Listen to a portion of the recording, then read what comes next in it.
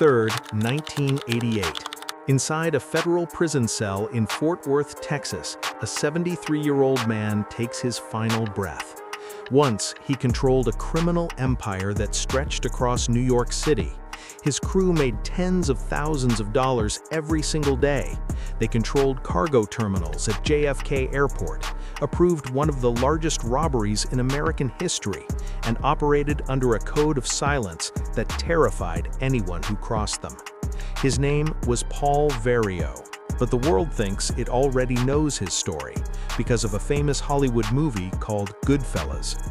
The problem is, the real Paul Vario was nothing like the character the movie showed. Paul Frank Vario was born in New York City in 1914 to Sicilian immigrant parents who had come to America searching for opportunity.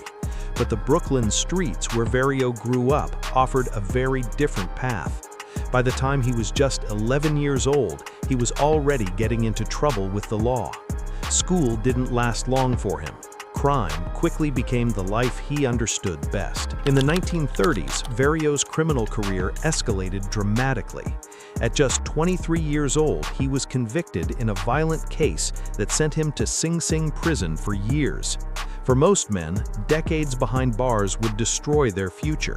But for Paul Vario, prison became something else entirely, a place where connections were built and reputations were forged. By the time he was finally released in the early 1960s, Vario returned to Brooklyn with something more valuable than freedom. He returned with status. Shortly after his release, Paul Vario was formally inducted into the Lucchese crime family.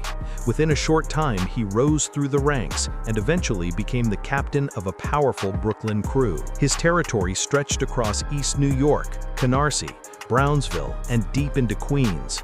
The operations under his control were massive: truck hijacking at JFK Airport, illegal gambling, labor racketeering, and stolen goods networks all flowed through Vario's organization. At the height of his power, investigators estimated that Vario's operations generated around $25,000 every day.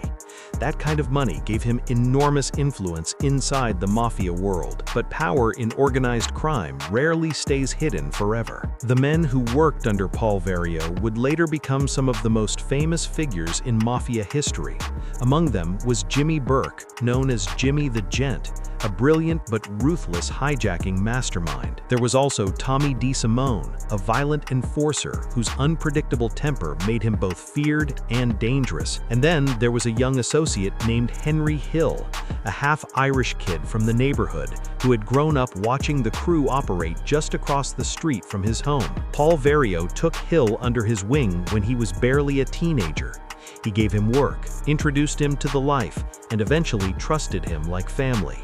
That decision would one day destroy everything. In December of 1978, a robbery took place at JFK Airport that would become one of the most legendary crimes in American history. Inside the Lufthansa cargo terminal, a group of masked men stole nearly $6 million in cash and jewelry. At the time, it was the largest cash robbery the United States had ever seen. The operation was connected to Jimmy Burke and carried out by members of Vario's criminal network. But massive scores like that always come with consequences. In the months that followed the robbery, several people connected to the heist began disappearing. Witnesses vanished, associates were murdered. Anyone who might attract the attention of the FBI suddenly became a liability. And the paranoia inside the crew only continued to grow. In 1980, Henry Hill was arrested on serious drug charges that could have sent him to prison for decades.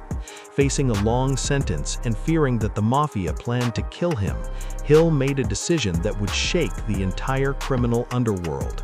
He became an FBI informant. For years, Hill had been part of Paul Vario's inner circle.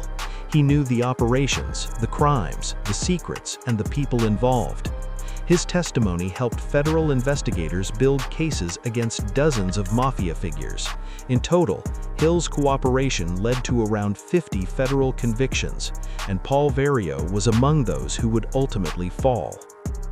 By the mid-1980s, the empire Paul Vario had built over decades was collapsing under the weight of federal investigations.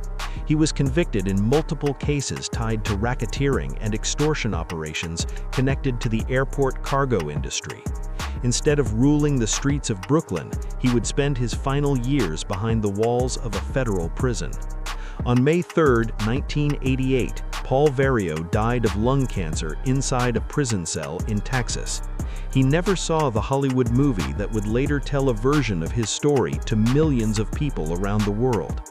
But the real story, the one filled with violence, loyalty, betrayal, and the destruction of an entire criminal empire, was far more complicated than anything shown on a movie screen. And it all began with one decision: to trust the wrong man.